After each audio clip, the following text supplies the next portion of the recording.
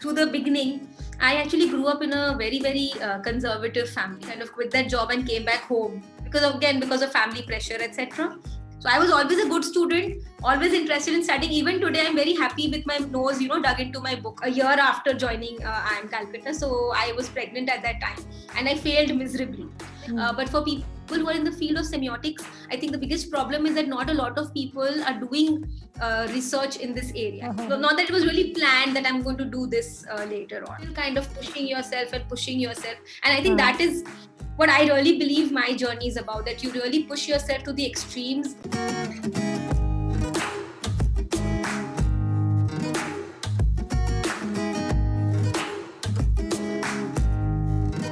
Hi everyone, my name is Anita Sharma and I welcome you all again on Import Hub Media. So today's story is very interesting. It's a story of somebody who did MBA, then entered in the corporate world, left the corporate world, then started her entrepreneurial journey, sold the entrepreneurial venture, and then started her research journey from IIM Calcutta. I'm talking about Dr. Riddhi Agarwal, who finished her PhD in a very interesting topic, which caught my attention. It's on semiotics, it's on signs and symbols, wherein every one of us has an opinion and judgments. So she experienced a lot of trouble to, to tell people that this is a research topic which is very interesting and exciting. And I think we should go to her, and before going to her, I request you all to please subscribe to our channel and also press the bell icon so that every time we are going to interact with such amazing person, a notification reaches to you. Now let's welcome Dr. Riddhi Agarwal. Hi Riddhi. Thank you, Anita, for having me. Very good morning. Good morning. Oh, I can see a wonderful, vibrant background. What is it written over there? It says, create the things you wish existed. That's amazing. I think Something that that, it kind of reminds me every day that, you have to keep challenging yourself. And if you're uh, not happy with the situation, just change it and do something about it. yeah. I can totally understand and relate with the situation which is written or whatever is written on the wall. Okay, Riddhi. So I am looking at your LinkedIn profile, and it's kind of very exciting, which talks about science, semiotics, and the symbols and colors, perceptions around that. So we'll talk about your. I really want to know, like, you did your MBA, then you had a corporate experience, then something in terms of entrepreneurship which relates you and me, and then you did your PhD. I really wish to know what is your journey like. Why did you enter in the research space at the first place after entrepreneurship? So maybe I'll just take you through the beginning. I actually grew up in a very conservative family. In Uh-huh. fact, there were no role models, there were no working women in my family. Women were supposed to get married by the time you are maybe 21. No one really did anything further than a BCom in my, the typical Marwadi community from Calcutta. Acha. Uh, but so MBA was basically something I did on a lark. It was basically like 2 years, let's go have fun, thoda masti karenge, and then come back, get married, have kids, do the whole rigmarole of what a housewife does. But by God's grace, one thing just led to another. After my MBA, I went for a job. फिर उसके बाद में then I kind of quit that job and came back home because of family pressure, etc.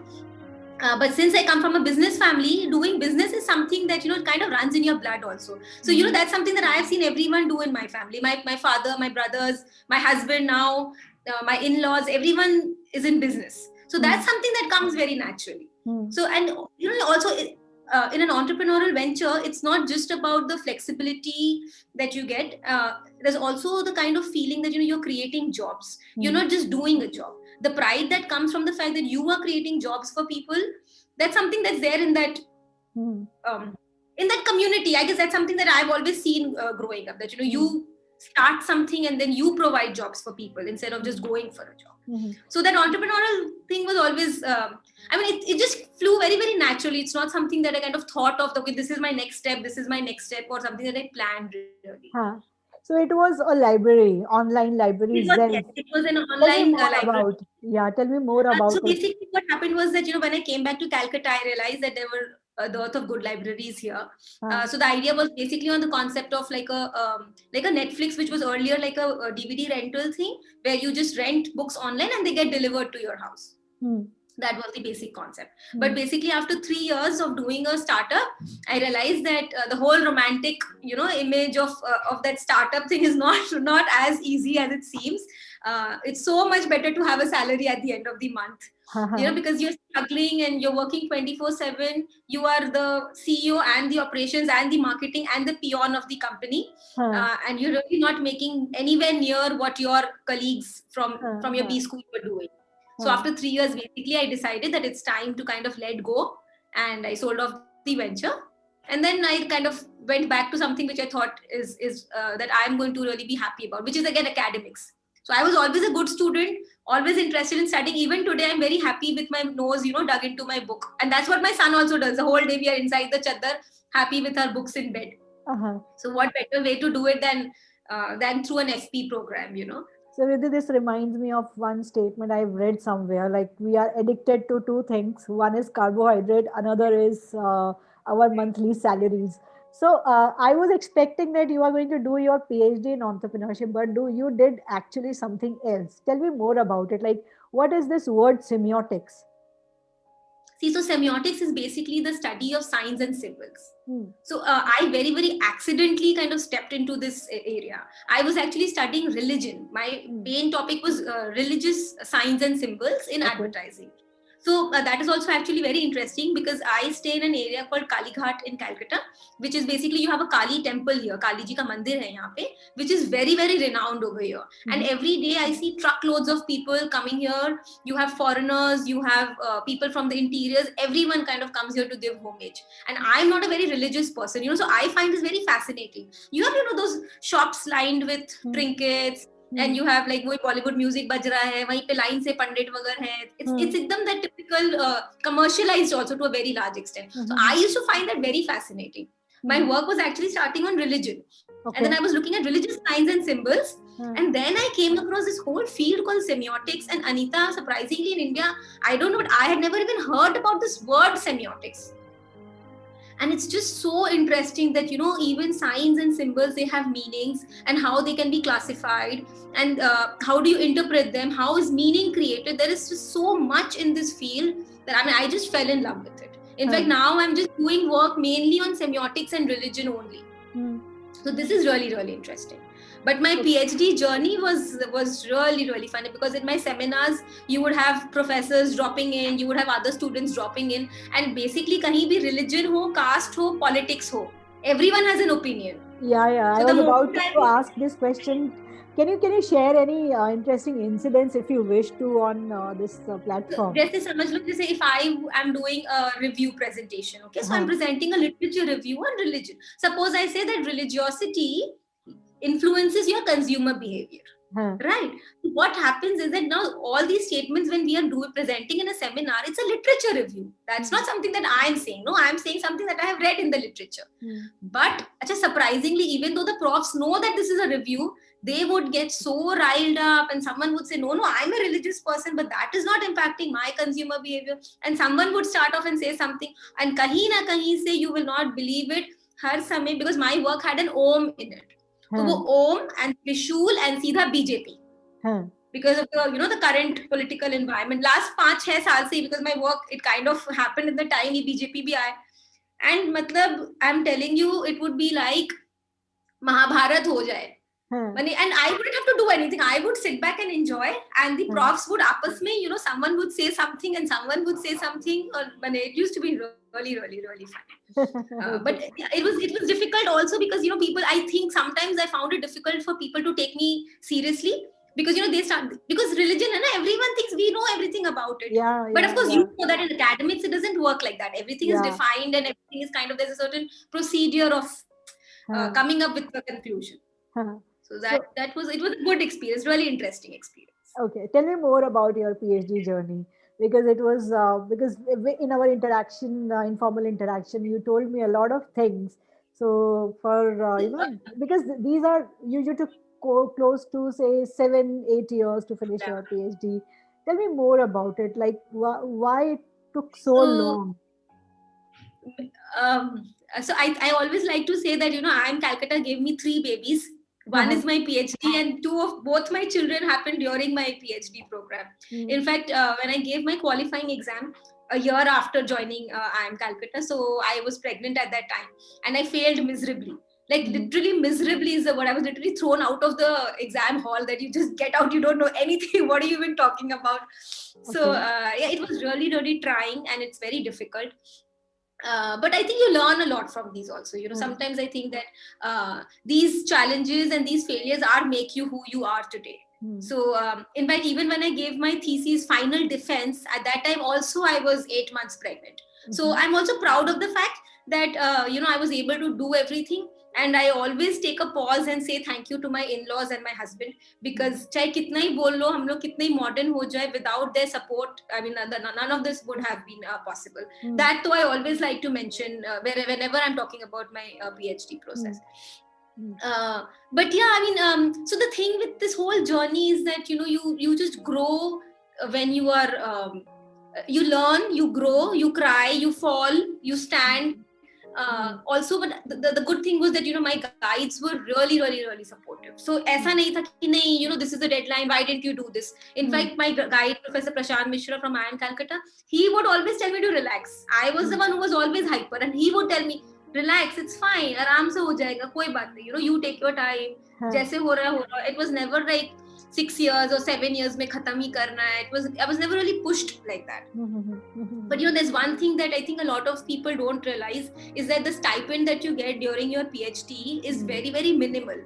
Mm. And so thankfully, because I have a husband, I have a business background, I didn't really have to worry about the financial aspect. So my stipend stopped in the last 2 years. I was working without earning it, frankly. So I have to admit the fact that this you didn't have that sword hanging on your head that you have to finish it in 5 or 6 years time. That was obviously a very very big factor.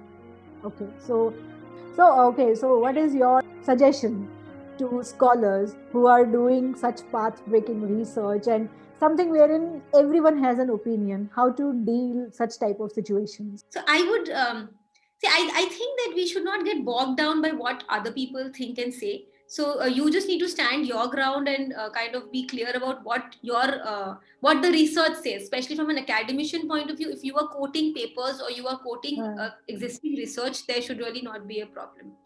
But for people who are in the field of semiotics, I think the biggest problem is that not a lot of people are doing research in this area. At least I have not found a lot of people in the MBA domain. At least there might be in humanities, etc. I would suggest that doing online courses on semiotics, and especially because of this pandemic, it seems that there's an advantage that globally everything is accessible to you now. So do a lot of online courses. You could maybe even ping and interact with people who are in this field. So I've been interacting with a lot of people on LinkedIn, and they're really really receptive about your ideas. They really like to interact with you and kind of give you tips about things that you want to learn. People are more than willing to share their papers with you if you don't have access to them. I think reading is the only thing that's really going to help you in this field, because if I have not found any proper courses on semiotics so far in India. Maybe I haven't looked hard enough also. No, I think it is not available. Even when I was teaching full time, then nobody actually floated such type of interesting courses wherein branding and then signs and symbols, how advertisement can be designed around those things. So I have not even come across any. That's Yeah. why we are interacting. I wanted to have this interaction on Input Media so that others can also have an understanding about it. So, anything specific you want to talk about? Because I have also seen a very interesting thing on your profile on LinkedIn. You worked on a very briefly on a project with PT Usha. What are your learnings from that project? If you can share, Oh, like it that was long back, that but still I want to long know. time, yes, but it was such a, so I like to believe that you should do multiple things. It's Uh, very very important to kind of don't stick to a bracket. I worked with PT Usha in a very very small project during my MBA days, but it's sad that the way cricket is kind of worshipped like a religion in our country, and all these other sports people are just not given any attention. She has a huge wall full of medals. You will not believe it, but it's mm, amazing. And the mm, husband and kids are so nice, so nice. I think, when you interact with people like these, and her struggle with setting up her school. So she set up a PT Usha School of Athletics in Kerala, and we were consulting on that project. And her challenges kind of showed me that, आप कितने ही बड़े बन जाओ ना life में, आप कितने ही succeed कर लो, those challenges, there will always be challenges in life, but it's up to you to kind of overcome those challenges and have patience and really do well. In fact, I don't talk of this very often, but I had trekked up till Kala Pathar, which is base camp for Mount Everest. This is also like 8-10 years back. Wow. And every meter that you take a step, I am telling you, it has to be the worst and the best experience of my life. But that first view of Mount Everest, I'm telling you, abhi I can close my eyes and I can picture that. Like early in the morning when we woke up, and that first view, and you know that you're nearing your goal, but I'm telling you, the freezing cold, and you can't breathe. That last day, 500 meters, and I'm telling you, we were एक step में you are crying and you can't breathe, but you're still kind of pushing yourself. And I think that is what I really believe my journey is about, that you really push yourself to the extremes. Even now in this last 1 year, challenge yourself, do as much as you can and follow your dreams. और क्या बोलूं मैं? Thank you, Riddhi, and I think you are doing an amazing job, and this semiotics is a niche market here in India. If I use this word, niche research area wherein you have a lot to explore, a lot to write, a lot to consult around it. So I think this is something amazing, and you are doing an amazing job. Thank you for sharing your thoughts, your views, and your small things which made you who you are today. Thank you. Thank you so much for having me, Anita. Press the bell icon on the YouTube app and never miss another update.